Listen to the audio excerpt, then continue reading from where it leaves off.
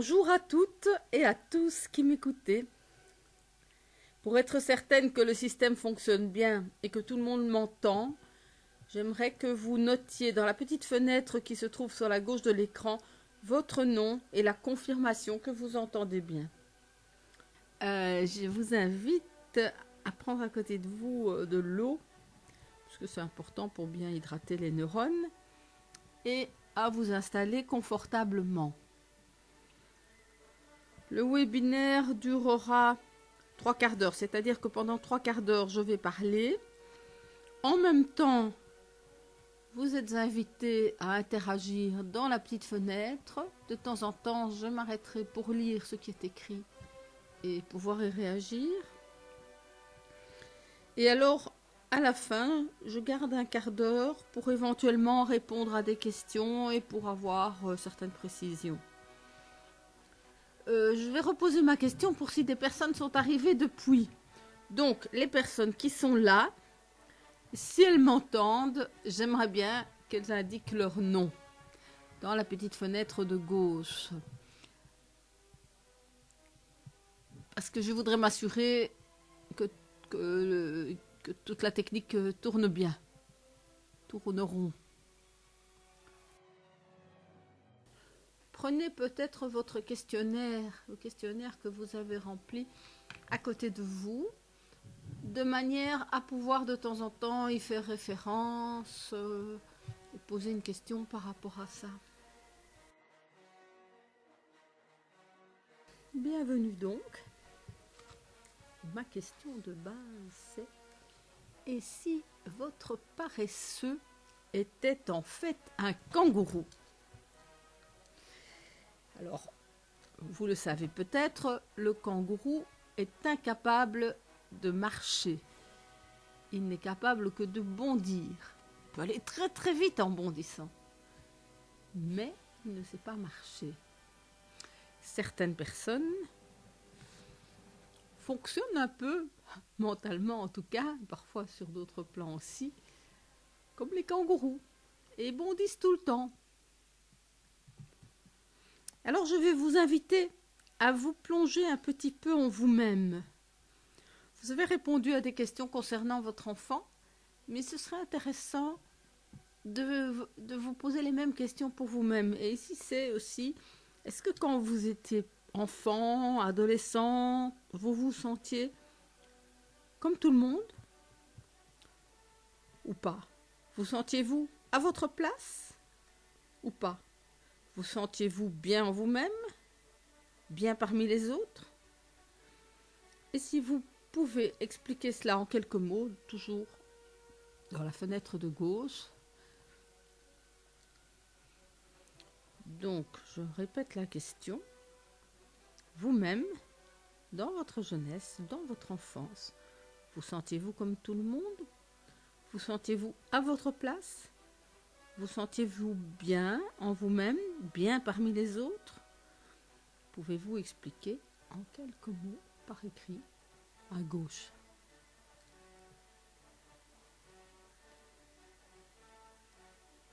Ensuite, deuxième question.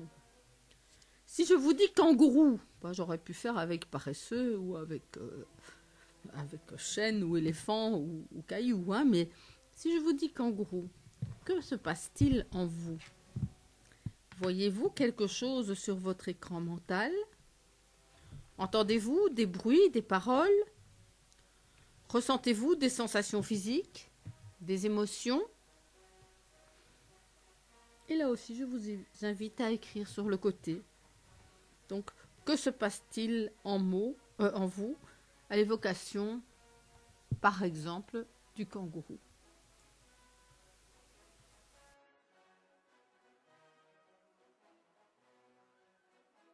Alors, je vois, et je suis à peine étonnée, qu'il y a des kangourous parmi les parents aussi.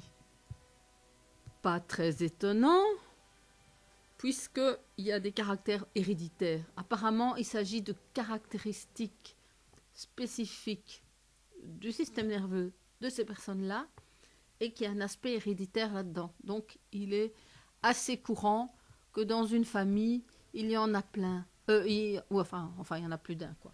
Euh, alors, je vois qu'il y a des scolarités catastrophiques. Je vois qu'il y a des émotions très aiguës.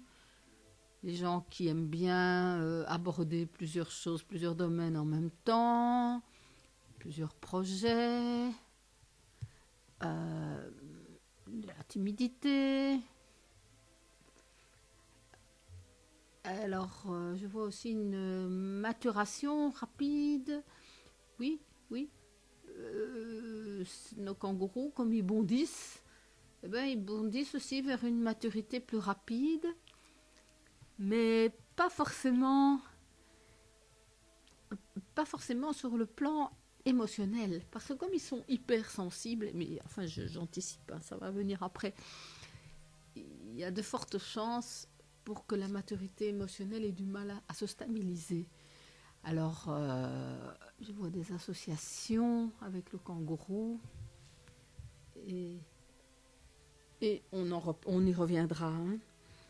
Donc, si vous étiez un kangourou, vous en avez probablement bavé. Mais maintenant, grâce à cela, vous êtes mieux à même de soutenir votre enfant dans ses spécificités, s'il est lui-même un kangourou. Alors, vos questionnaires vont permettre d'avoir déjà une première idée de la chose. Hein. On a constaté que voilà, il y a des caractéristiques vraiment physiologiques derrière cela, sur lesquelles se branchent évidemment des caractéristiques psychologiques et des caractéristiques par rapport à l'apprentissage. Alors voilà, vous voyez un petit slide avec le petit sommaire. Donc, on va un petit peu parler, enfin je vais un petit peu parler de ces enfants un peu spéciaux. On va aborder le thème de leur identification, qui permet de mieux les comprendre et puis aussi de les aider à prendre leur place, à s'accepter tels qu'ils sont. Il faut pour ça pouvoir identifier clairement. Parce que vous le savez sans doute, mais il y a souvent beaucoup de complexes, de sentiments d'infériorité, etc. Et puis il y aura un petit peu quelques astuces et conseils vers la fin de nos 3 quarts d'heure. Alors, nous passons à une petite présentation de ces enfants qui ont souvent du mal à s'adapter au système classique parce que ce dernier procède en général pas à pas afin que tous puissent suivre, enfin théoriquement.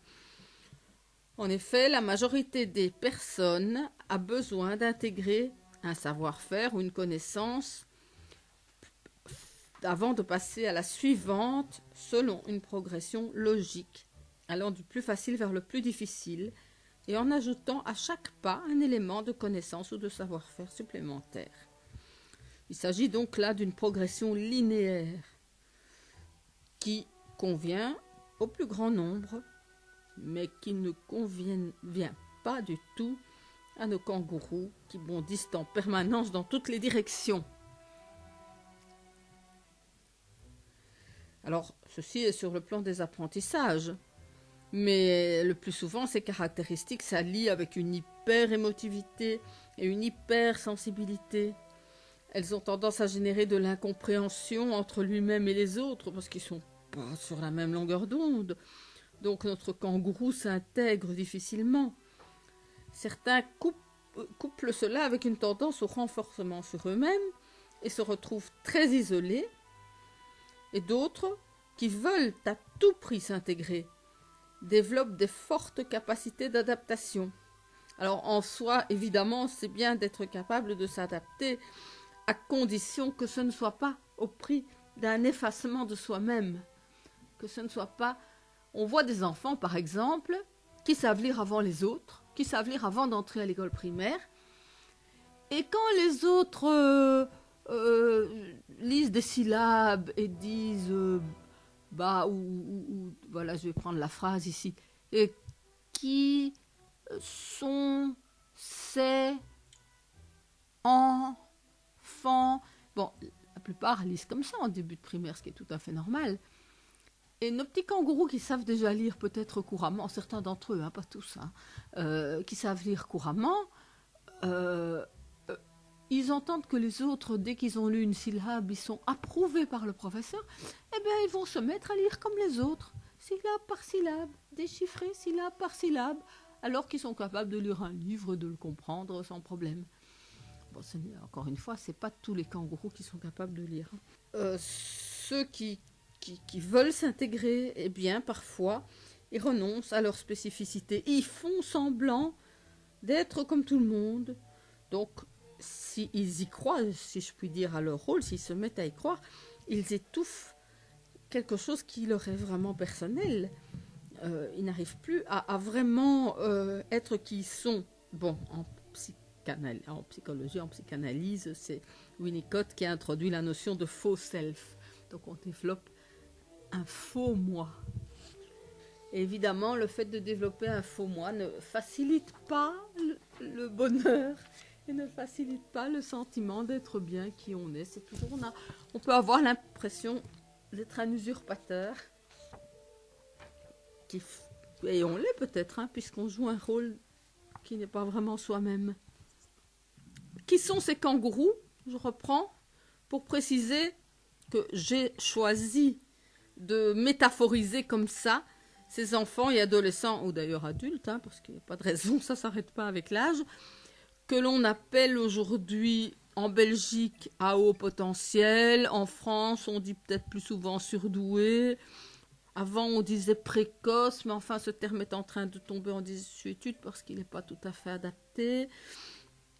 Mais pas tous. Une partie d'entre eux.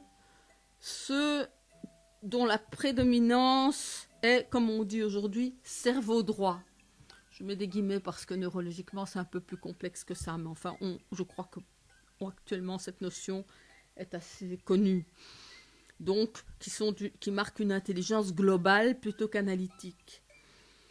Parce que d'autres ont un quotient intellectuel tout aussi élevé, donc ils répondent, en tout cas en Belgique où c'est le quotient intellectuel qui détermine si on est à haut potentiel ou pas, eh bien ils y répondent, mais ils sont parfaitement capables de s'adapter à une logique linéaire. Donc ceux-là, moi je ne les vois pas professionnellement parlant, puisqu'ils ne sont pas en difficulté, et parfois ils sont capables de bondir et de marcher. Et bien sûr ça c'est l'idéal. Et donc les kangourous, eh bien ils ont besoin aussi de pouvoir apprendre à marcher pour pouvoir réagir au mieux à toutes les situations. Nous avons souvent tendance à fonctionner sur une partie de cerveau. Par exemple, nous avons, si j'ose dire, 4 cerveaux. On a le cortical gauche, le cortical droit. Ah oui, je saute. Le limbique gauche et le limbique droit. Si vous voyez des détails, hein, mais en gros c'est ça, et chacun a ses caractéristiques un peu particulières. Et on a parfois tendance à en avoir un qui fonctionne à fond, et puis un deuxième un peu, et puis les 2 autres qui dorment. Or, bien évidemment, pour être le plus performant possible, le plus au top de ses propres capacités, eh ben, on a besoin que ces 4 cerveaux fonctionnent ensemble. Donc, ceux qui sont essentiellement cerveau droit, cortical droit et limbique droit, sont d'intelligence globale, essentiellement globale, et ils ont du mal à s'adapter au système linéaire qui est celui de l'enseignement classique habituel. Alors souvent, malheureusement, comme ces phénomènes longtemps n'étaient pas compris du tout, maintenant ça commence, mais ce n'est pas encore très répandu, on les croit de mauvaise volonté. En fait, tout simplement, ils ont une pensée arborescente. Donc, un mot, une image, un son, une sensation aussi, engendre en eux toute une série d'autres mots, sons et images. D'autres pensées emmènent leur esprit bien loin et donnent le plus souvent à l'enseignant l'impression qu'il n'écoute pas. Impression parfois juste, parfois fausse. Parfois, notre kangourou revient suffisamment souvent à ce qui se dit en classe, et même s'il a l'air de rêver, et que d'ailleurs il rêve, il garde le contact avec ce qui est dit. Seulement, il le rêve en effet. il le met en relation avec d'autres choses et il crée son film intérieur, qui est d'ailleurs une très très bonne manière de mémoriser. Dans le webinaire précédent, je ne sais pas si certaines personnes sont revenues. Ah oui, certaines personnes sont revenues. Je vous parlais de mon professeur de géographie au lycée qui lisait son cours d'une voix morne. Mais j'ai eu également, heureusement d'ailleurs, une extraordinaire prof de grec qui nous faisait notamment découvrir la culture grecque antique. Avec elle, je voyageais à travers le temps et l'espace. Je rêvais avec délice. Un jour, elle me demanda « Marianne, j'ai l'impression que tu rêves plutôt que de m'écouter. » Je lui ai répondu que je rêvais à ce qu'elle me racontait. Et c'était vrai. De cette manière, son cours était vivant et me passionnait. Comme je le disais aussi dans le webinaire précédent, à cette époque, j'avais entre 14 et 15 ans en gros, et était incapable de comprendre ce que je lisais. Donc en fait, je ne savais pas lire, dans le sens de retirer une information d'un écrit. Je vous assure que ce cours de grec, je n'ai jamais eu besoin de l'étudier pour réussir les interros et examens, tant j'avais rêvé cette matière qui nous était présentée d'une manière tellement passionnante.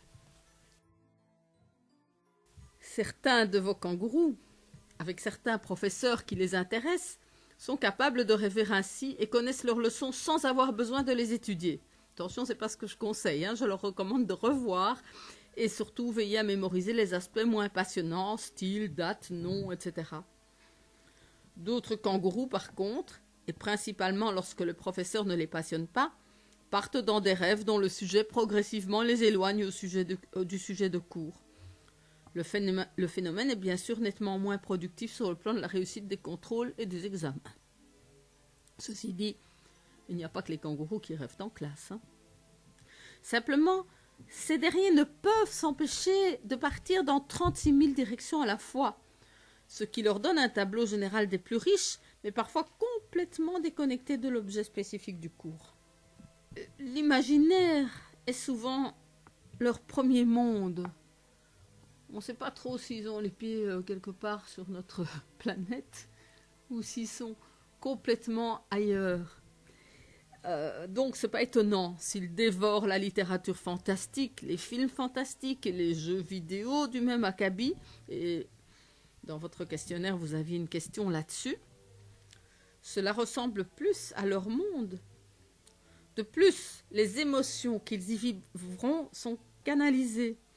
Et de ce fait, les laisse respirer, car le fait qu'il s'agisse de fiction les empêche de se noyer dans le trop-plein émotionnel. Et ne faites pas l'erreur que font certains de croire que l'imaginaire est illogique. Bien au contraire. Au sein de son propre monde, donc le monde imaginaire, il est généralement structuré par une logique implacable. Le meilleur exemple est celui de Lewis Carroll, l'auteur de Alice au pays des merveilles et de l'autre côté du miroir. Lisez-le, ne regardez pas les films de Walt Disney qui n'a strictement rien à voir. Et vous verrez, enfin si vous ne l'avez pas lu, et vous verrez que tout se tient dans une parfaite logique. C'est surtout patent dans le deuxième livre qui est en fait une partie d'échecs géante. Et tout cela n'est pas étonnant, Lewis Carroll était prof de maths à l'université et sa spécialité était la logique. Or, nos kangourous ont généralement un esprit hyper logique. Comme vous vous en rendez parfois compte à votre détriment lorsqu'il met le doigt sur une de vos incohérences, auxquelles nul parent n'échappe, enfin nul humain n'échappe d'ailleurs. Donc, sur tous les plans, il se retrouve bien dans ce type de littérature à la fois décalée, comme eux, et hyper logique. Alors parfois, et vous avez eu ça dans le questionnaire, il cherche midi à 14 heures, ce qui ne peut que compliquer la vie scolaire, et pas seulement scolaire bien sûr, de nos kangourous. Une tendance, oui, en effet, ils vont toujours chercher derrière l'apparence, derrière ce qui est dit, aussi bien si c'est vous qui leur parlez, que s'il s'agit d'une interrogation en classe. Donc dans ce cas-là, les questions posées qui lui paraissent simplissimes, votre kangourou est certain qu'il y a dans cette question quelque chose de mystérieux qu'il ne comprend pas. On ne peut pas leur demander une évidence telle que ça lui saute aux yeux. Ça, c'est évident, tout le monde connaît. Et puis il voit ses camarades écrire. Et pauvre de lui, il n'est même pas capable de comprendre la question. Alors, peut-être ne va-t-il quand même pas s'abaisser à écrire cette bêtise, cette apparente évidence, non? Il ne va pas se ridiculiser et tomber dans le piège malignement tendu par ce vilain professeur. Ne comprenant pas, il n'écrit rien. Et puis un joli 0 apparaît comme résultat, alors que la plupart des autres ont réussi. Bien sûr, les autres comprennent et pas lui. J'ai mauvais élèves, donc c'est normal. Mais si l'enseignant prend la peine d'expliquer l'interro, ces enfants finiront peut-être par comprendre que ce qu'il faut répondre dans ces cas-là, c'est simplement l'évidence. Mais si l'enseignement se contente de dire « il fallait étudier », notre kangourou prend conscience de son incapacité à étudier, puisque peut-être il croyait avoir étudié. La prochaine fois, il n'étudiera plus puisque ça ne sert à rien, qu'il en est quand même incapable. D'ailleurs, le plus souvent, il n'étudie pas, car s'il a un peu suivi au cours, il a déjà intégré l'essentiel. Il ne comprend même pas comment il peut faire pour en retenir plus. Et le voilà donc qui, s'il n'a pas complètement perdu pied, traverse l'école primaire et le début du secondaire sans savoir ce que signifie le mot « étudier », puisque lui n'en a pas besoin. Et puis, un jour, patatras, le système ne marche plus, car il faut se mettre à mémoriser des trucs précis, nécessitant de l'analyse, pour pouvoir suivre la matière et réussir. D'autant que l'adolescence venant se mêler de l'affaire va emmener notre kangourou, et pas seulement lui d'ailleurs, vers des arborisations qui risquent de l'éloigner encore plus du contenu du cours. Oui, les hormones, elles travaillent, hein. Et ça travaille sur le physique, et ça travaille sur le psychique, et ça, je crois que comme nous sommes tous à un moment donné passés par l'adolescence, nous nous rappelons probablement de ce que ça fait. Et puis chez nos enfants, à l'âge ad hoc, on s'en rend bien compte. Donc j'imagine que ce que je raconte là, vous connaissez. Et je vais vous laisser quelques minutes pour noter dans la fenêtre vos commentaires. Ensuite, je vais les lire et reprendre la parole.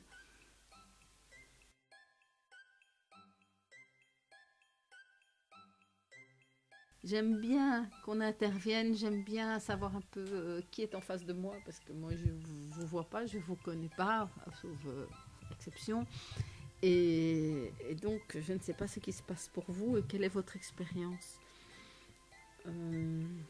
Donc pour qu'il y ait un peu plus d'interaction entre nous, puisque malheureusement je ne peux pas vous entendre pour des raisons techniques. Comme vous l'avez peut-être entendu, j'ai souvent utilisé le terme hyper. J'ai parlé d'hyperlogique, j'ai parlé d'hyper-émotif, d'hypersensible.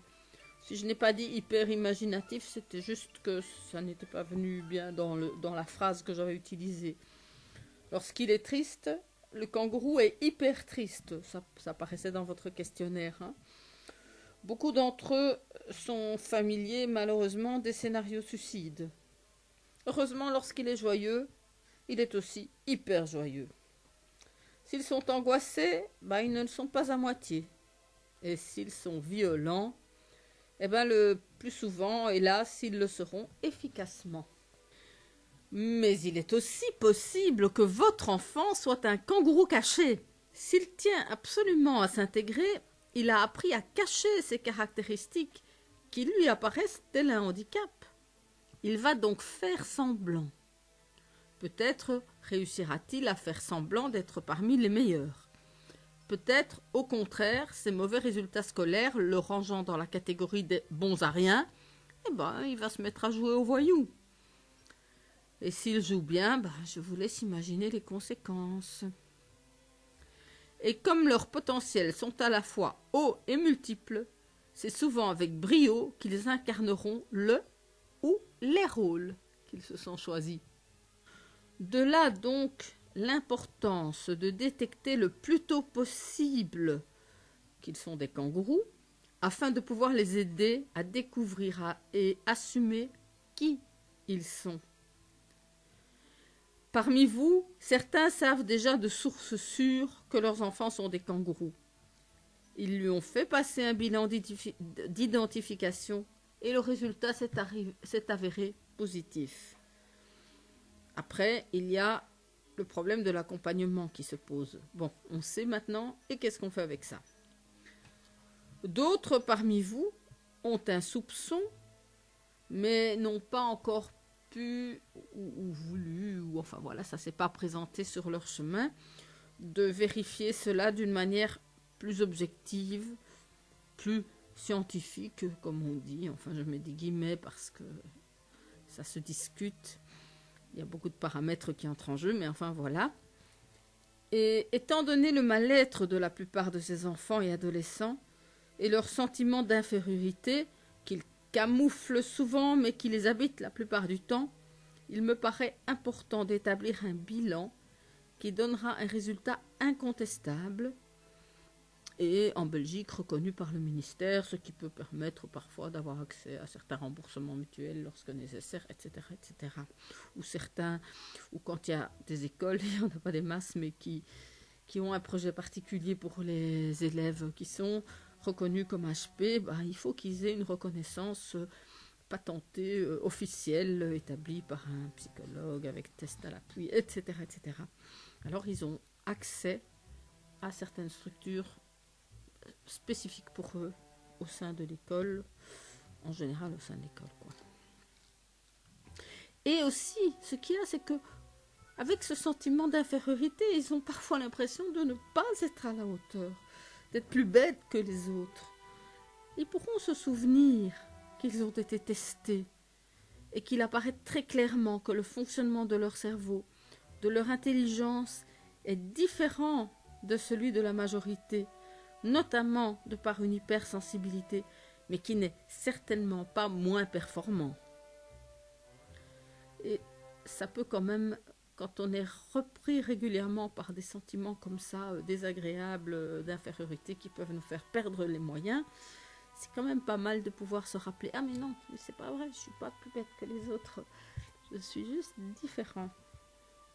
Leur type de fonctionnement différent est moins en adéquation avec le système scolaire. Par contre, il est beaucoup plus en adéquation sur d'autres plans de la vie. Bon, vous en voyez qui aiment bien les machines, par exemple, et qui deviennent hyper performants en informatique, en électronique, et des choses pareilles.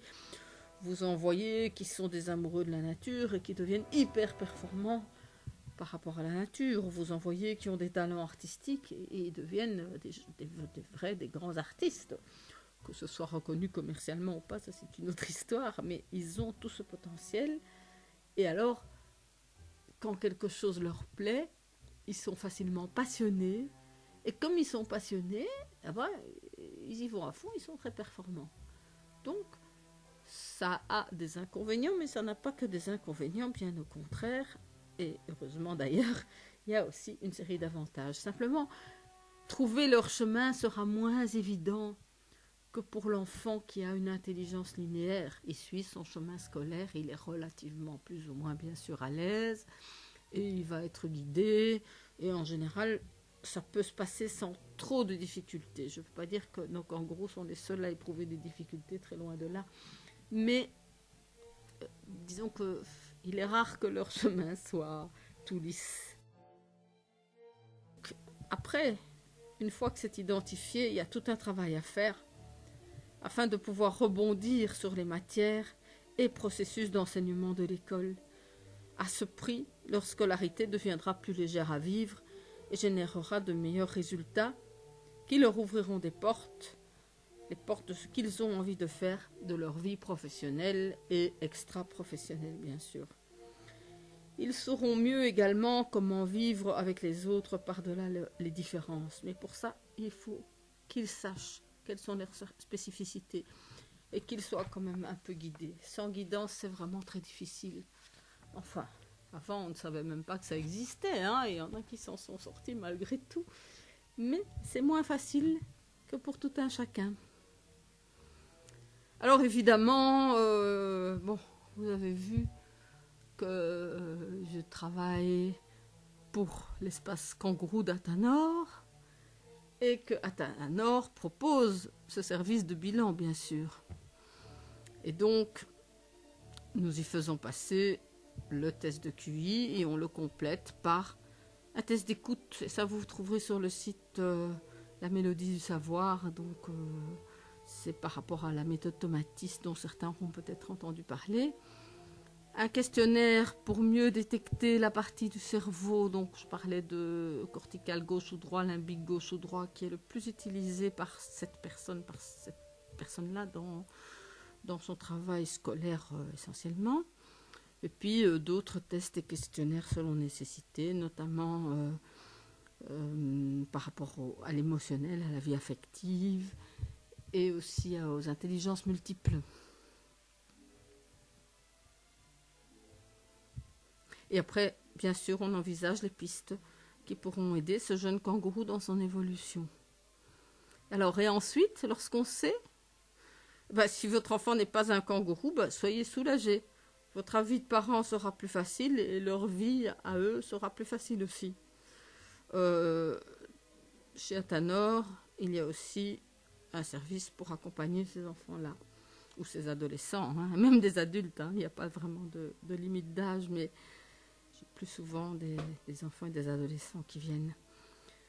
Et par contre, s'il s'avère être un kangourou, eh bien voilà, Athanor a mis en place l'espace kangourou qui offre divers services et vous proposera bientôt une porte ouverte pour en savoir plus. Tout n'est pas encore en place sur le site parce que tout n'est pas encore en place dans la réalité. C'est en train de se faire. Donc vous serez tenu informé si vous êtes intéressé, si vous suivez l'actualité du site, de la porte ouverte. Et alors en attendant tout cela, en attendant de pouvoir envisager ce type d'accompagnement, oui, il y a des méthodes d'apprentissage qui conviennent mieux aux kangourous d'une manière générale, parce qu'après il faut un peu individualiser. La première méthode qui commence à se faire connaître, heureusement d'ailleurs, c'est le schéma heuristique ou mind map. Vous voyez un petit exemple là, juste pour avoir une idée de à quoi ça ressemble. Il y en a qui sont plus en dessin, il y en a qui sont plus en mots. Il y a un mélange des deux, des dessins, des symboles, des signes, des mots. Mais ce qu'il y a, c'est que ce schéma-là, il ressemble beaucoup au système de fonctionnement d'un cerveau, et tout particulièrement d'un cerveau d'intelligence globale et d'un cerveau qui fonctionne par arborescence, puisque ce schéma est une arborescence. Alors ceci dit, ça ne convient pas que aux kangourous, mais ça leur convient à eux tout particulièrement bien. Bon, en Finlande, tous les enfants apprennent à prendre note au cours par cette méthode-là. Mais donc c'est possible, c'est accessible à tous. Parce que de toute façon, celui qui a une prédominance cerveau gauche, c'est pas mal qu'il développe le cerveau droit, et réciproquement. Puisque l'idéal, c'est d'avoir tout qui fonctionne bien ensemble. Donc, quoi qu'il en soit, que votre enfant soit ou pas un kangourou, je vous conseille de l'initier au schéma heuristique. Ça va l'aider infiniment. Ça aide aussi, surtout pour ceux qui sont à l'université. Mon mot, c'est faire maigrir les syllabus. quand le syllabus a 300-400 pages et que ça décourage, on n'a même pas le courage de l'ouvrir et d'aller voir ce qu'il y a dedans, eh bien, l'attaquer par un schéma heuristique, si j'ose ainsi m'exprimer, tout à coup, on voit tout qui est sur une seule feuille, tout qui est sur un seul schéma, tout le contenu du syllabus. Pas les détails, mais encore, on peut aller assez loin dans les détails. Mais alors, on en fait plusieurs, évidemment, sinon ça devient invisible. Mais, et alors, tout à coup, ça fait moins peur. Tout à coup, on se dit, mais oui, mais ça, il y a moyen, alors c'est abordable. offrez-lui, puisque son monde est d'abord celui de l'imaginaire, offrez-lui le plus possible d'occasions d'apprendre avec des histoires, afin de nourrir cet imaginaire. Il existe par exemple en collection jeunesse d'excellents petits romans historiques qui plantent le décor et aident à vivre des périodes de l'histoire comme si on en était. Et puis c'est souvent avec une intrigue, par exemple, de type policier ou... enfin, c'est palpitant, quoi. Hein. On est pris par... oui, parfois, ça fait peur aussi, oui. Voilà. Donc, en général, ce sont des histoires qui prennent. Et alors, je donnais un exemple qui est... J'ai adoré un livre, peut-être certains d'entre vous le connaissent, 1000 milliards de cellules, de Gilles Macagno. C'est donc... c'est écrit là sur le slide, donc c'est facile. C'est des bandes dessinées qui montrent la vie de la cellule. Mais je vous assure, quand on a lu ça, mais on comprend tout de la cellule. Et donc, comme à un certain moment en cours de biologie, l'adolescent aura étudié les cellules, n'hésitez pas, achetez vite ce livre. J'ai pas d'action dedans, je n'y gagne rien, mais je trouve que c'est vraiment bien. Et puis, même s'il n'étudie pas les cellules, ça vaut la peine parce que ça permet de comprendre mieux le vivant. Or, nos kangourous, ils veulent toujours tout comprendre. Donc, et comme ils sont vivants, ils veulent comprendre le vivant. Comment on fonctionne. Et puis, vous voyez, il y a aussi des dessins animés, des séries. La série Nous voici la vie. Il y a aussi C'est pas sorcier. Certains contestent, il y a des choses peut-être à contester dedans, mais enfin bon, il y a aussi des choses bonnes à prendre. Hein, et puis après, il faut utiliser ses facultés de discrimination comme pour tout. Voilà, ce sont quelques exemples, hein, et il y a d'autres pistes. Mais on ne peut pas tout donner comme ça de manière générale.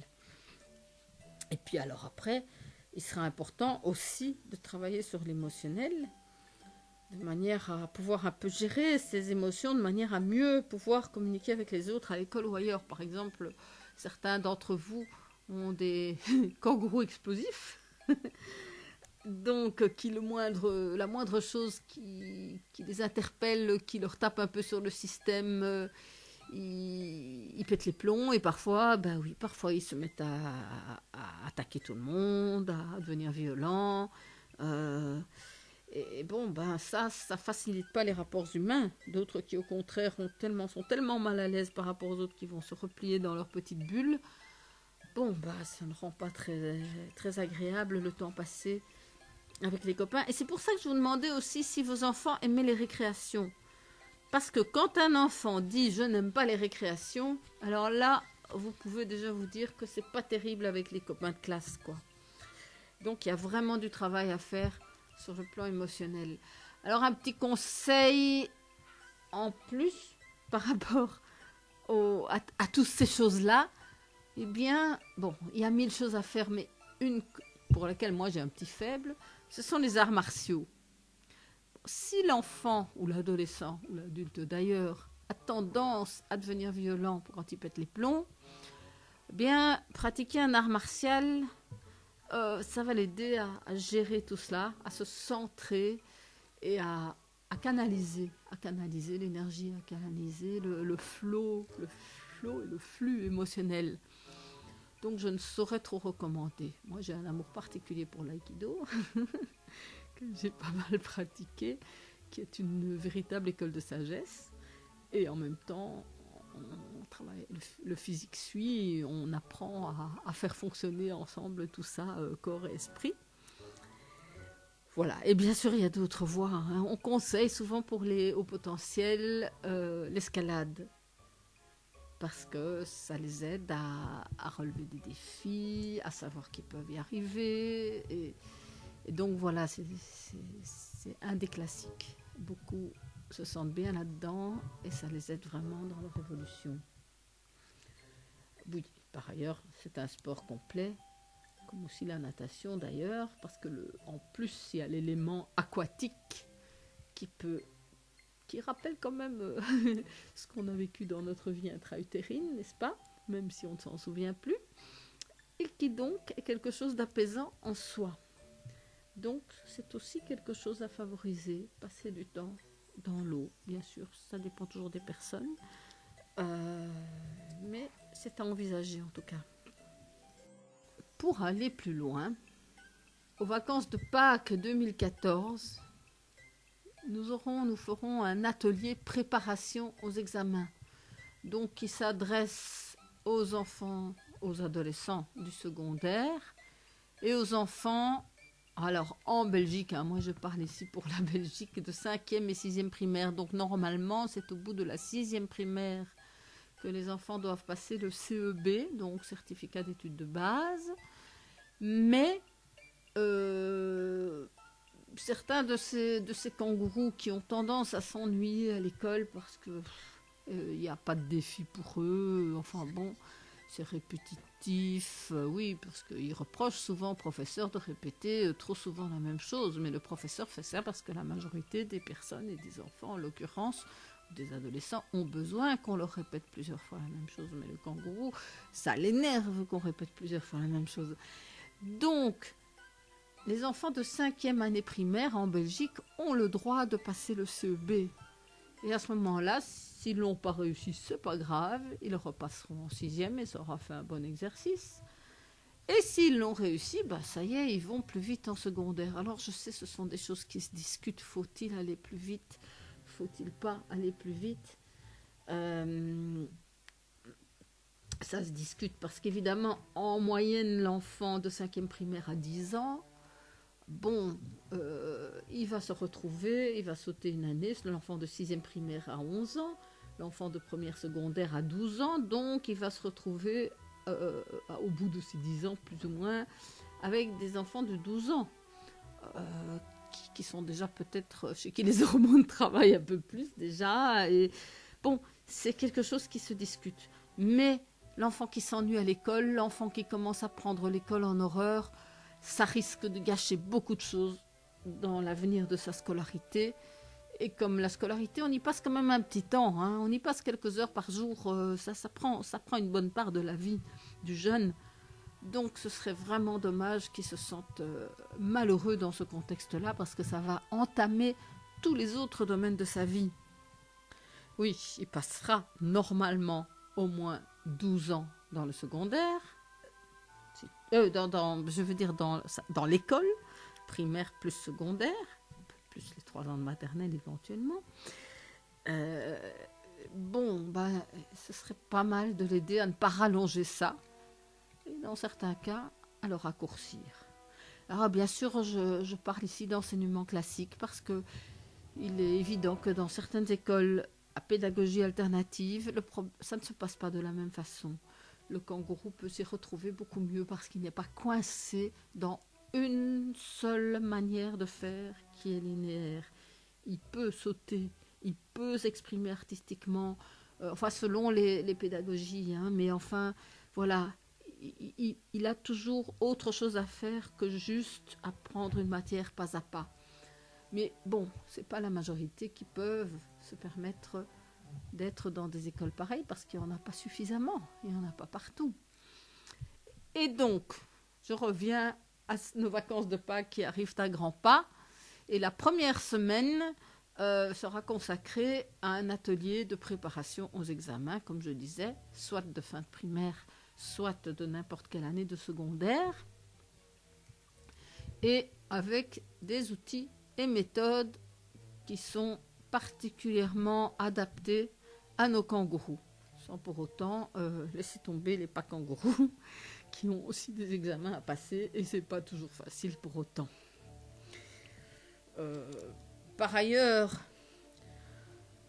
n'hésitez pas, s'il y a des questions encore, s'il y a des remarques, écrivez, soit je vous réponds maintenant, soit je prendrai le temps, si ça demande plus de développement, de vous répondre et de vous envoyer ça dans les temps qui viennent, dans les 72 heures essentiellement. Voilà, on fait un petit cadeau pour vous qui avez pris la peine de suivre ce webinaire. Si vous souhaitez faire un bilan, D'abord, vous allez être prioritaire pour les rendez-vous. Et ensuite, si vous vous inscrivez dans les 72 prochaines heures, je veux dire, après le bilan, vous aurez une session de coaching gratuite. Enfin, votre enfant aura, ou vous-même si vous voulez, une session de coaching scolaire gratuite. Donc, je rappelle, s'il y a des questions, c'est maintenant. S'il y a des remarques, c'est maintenant. Et donc, on vous laisse 2 minutes pour écrire. Je me tais. D'ailleurs, vous allez entendre la petite musique qui prouve bien que je me tais. Et puis, je lirai tout ça et je verrai à quoi je peux répondre ou réagir immédiatement. Me revoilà. Je vois qu'il y a une demande concernant le prix. Alors,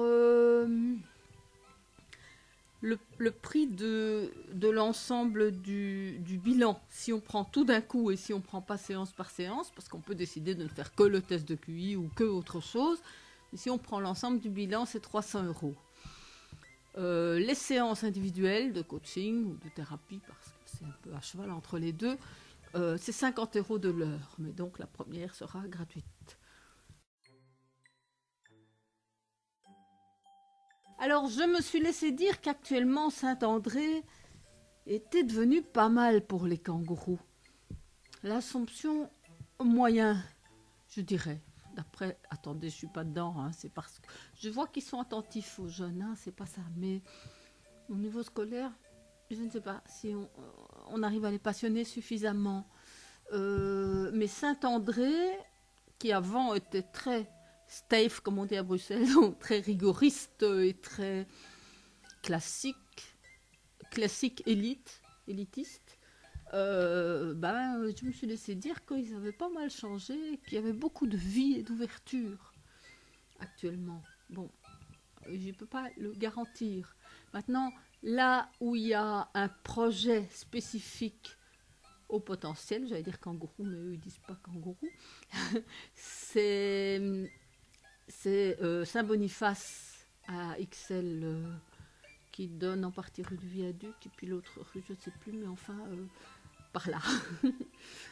Je ne sais pas quel âge a-t-il. Elle, pardon. Donc je m'adresse à Rouge Céline. Et merci pour le remerciement. Donc c'est pour le secondaire, Saint-André à le primaire. Non, c'est pour le secondaire qu'on m'a dit ça, hein, pas pour le primaire. Le primaire est resté apparemment très classique. Et j'avoue que j'ai eu un enfant pour lequel il s'est passé quelque chose de pas chouette du tout sur le plan relationnel, qui a fait que l'institut a un petit peu monté les autres enfants contre lui. Hein. Donc, bon, il y a quelques années, je reconnais. Ça a peut-être changé. Mais quand je dis quelques années, c'est pas 20 ans. Hein, On ne m'a pas conseillé Saint-André primaire actuellement. Mais Saint-André secondaire, oui.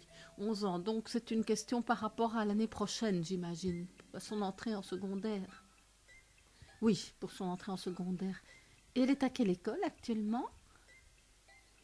Pour peut-être en savoir plus sur comment ça se passe pour elle.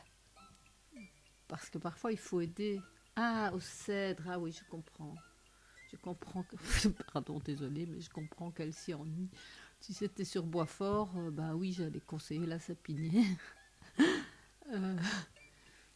Ou alors, pour être pas trop loin, Saint-Joseph d'Ixelles. Vraiment très chouette. Enfin, elles sont toutes les deux très chouettes d'une manière différente. Mais les Cèdres, je sais que c'est pas ça. Oui, maintenant c'est la fin, heureusement. Donc, qu'elles vivent ça le mieux possible, cette fin de primaire, et puis qu'elles puissent entrer là où ça va être plus intéressant. Il y a encore quelque chose que je vais quand même vous dire. Moi, je ne sais pas si vous êtes prête. Je m'adresse à Rouge Céline par rapport à la question de l'école secondaire pour sa fille l'année prochaine. Il y a une école qui va s'ouvrir à Auderghem, qui est le secondaire de l'autre école. L'autre école est une, comme on dit, une école Freinet, parce qu'une école ne peut pas être tout à fait... Ah, pardon, j'avais pas vu que c'était mis de l'autre côté de l'école. Oui, c'est ça. Pardon, je n'avais pas vu, je suis désolée, j'avais vu l'Assomption et Saint-André.